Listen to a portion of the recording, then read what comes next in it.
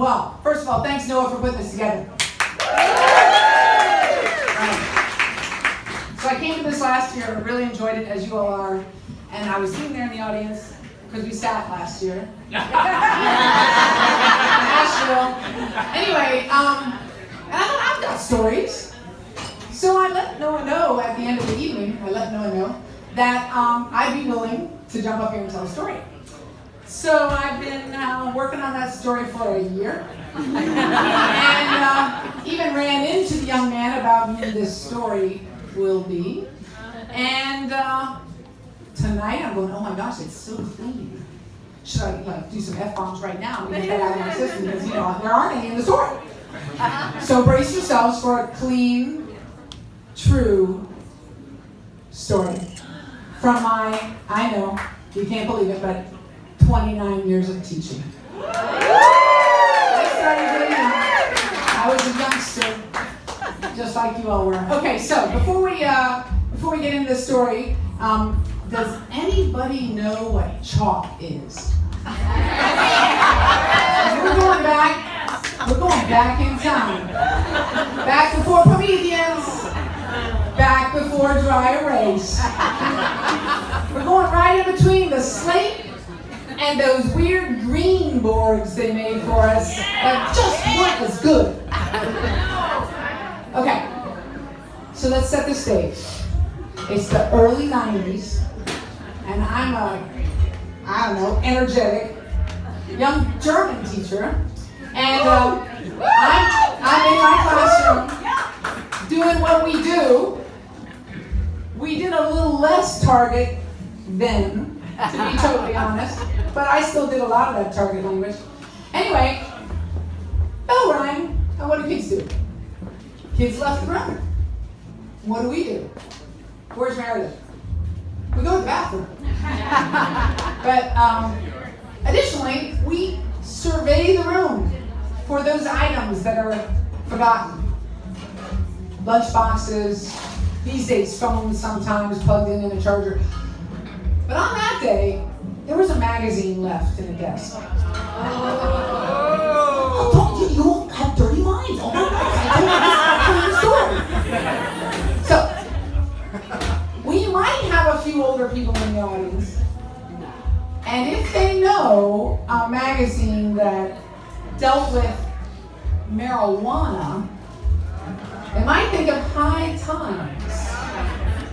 Because back in the day, marijuana did not have this legal thing going on. And when a student wanted to know something, there was no internet. So who could they ask? A teacher? I don't think so. Maybe they wanted a recipe for brownies. Maybe they wanted to know which kind of papers to buy. Maybe they wanted to know what that bong thing was. I don't know. But there was this magazine left. And when I reached down,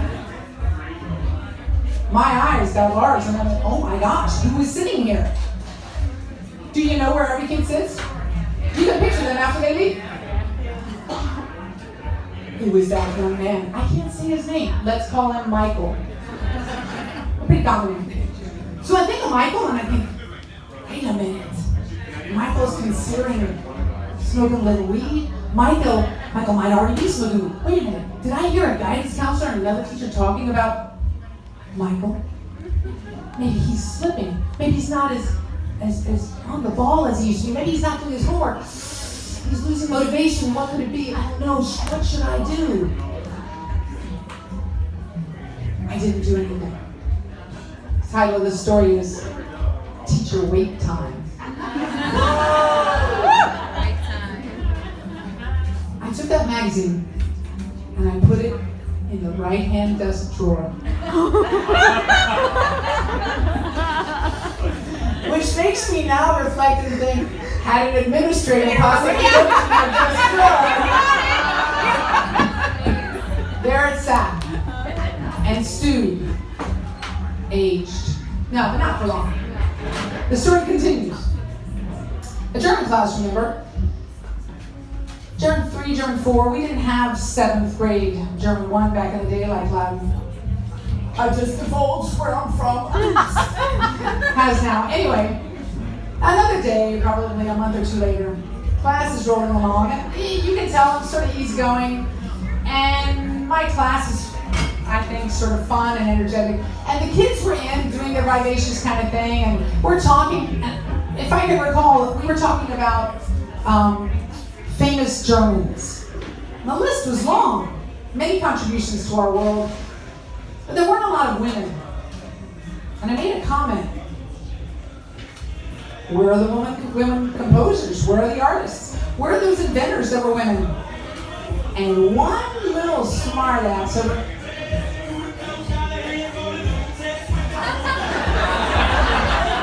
I'm not AED, I promise.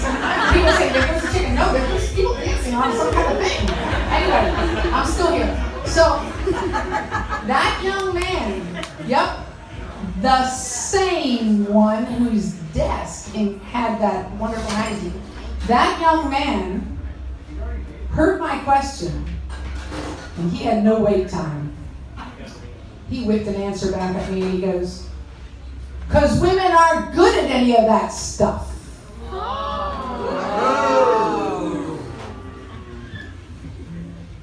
Instant impulse. Brace yourself. I'm there in front of the class.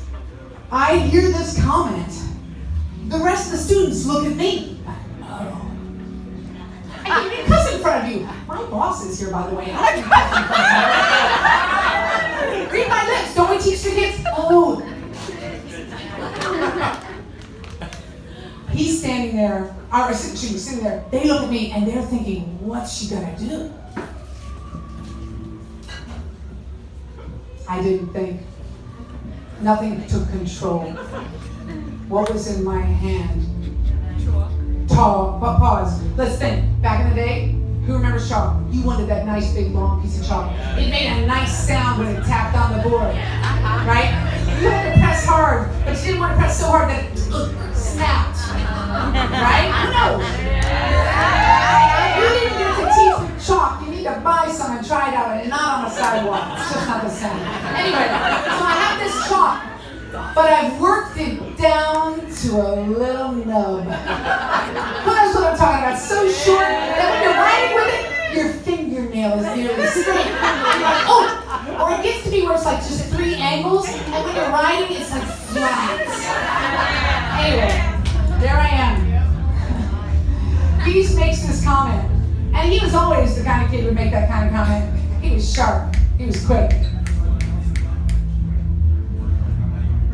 The chalk flew like a rope straight across.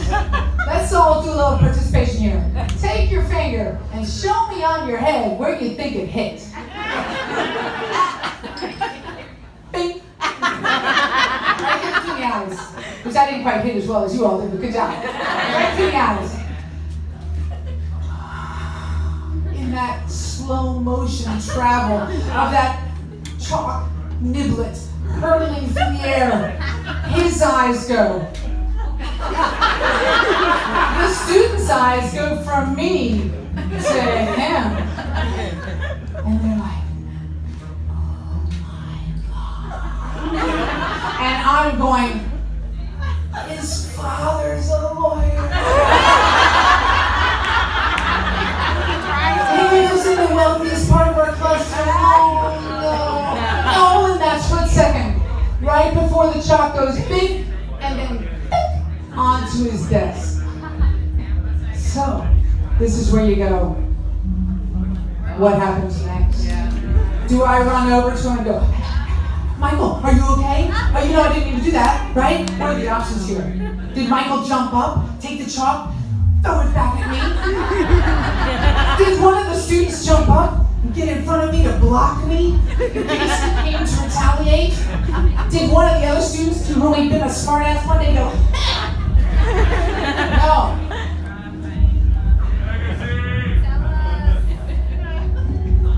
Sorry, I get a little dry when you get excited about this. Anyway, no. He used his German skills. And we should all know how to say, how do you say it in French?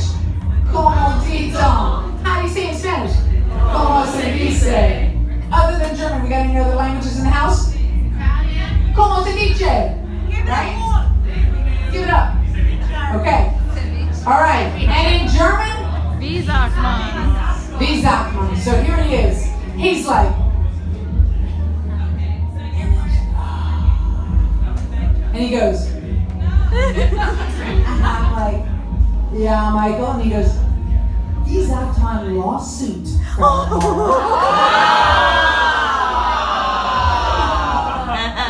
The magazine. Teacher rate time, right? I go, wie sagt man magazine you left in your desk a month ago, Michael?